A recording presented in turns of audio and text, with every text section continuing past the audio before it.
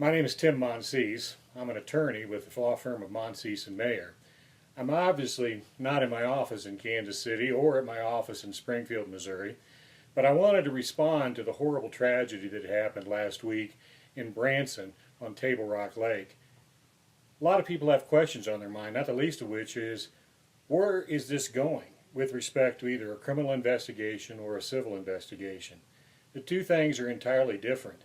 The criminal courts may find that someone was criminally responsible for the capsizing of the duck boat, but that will have little impact on an ultimate civil lawsuit for the personal injuries or the wrongful death of folks who lost their lives in the capsized boat. Duck boats have a long history of problems. They were first formulated in the mid-1940s during World War II, and little has changed since. In fact, the one involved was manufactured in 1944 and still was possessed mainly of 1944 technology. They are unstable and are particularly at risk when used in inclement weather. Coast Guard sets guidelines for when that weather should be listened to and when that weather should mean the duck boat stays ashore.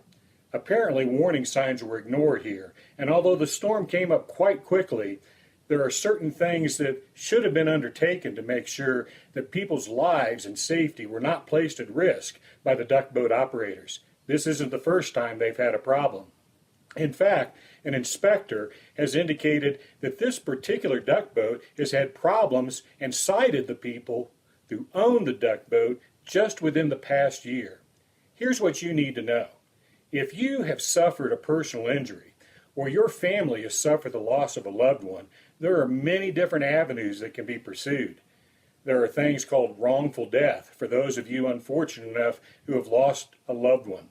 There are also personal injuries suffered by many, and even those who survived are not unaffected by the horrible, traumatic events of last week. It's possible that the duck boat did not have adequate life vests, that the captain did not enforce Coast Guard advisories and requirements for use of life vests, that warning signs were ignored with respect to inclement weather, and that the duck boat itself, due to the affixation of a canopy and other inherent instability issues, should never have been out on Table Rock Lake in anything other than the mildest of lake conditions.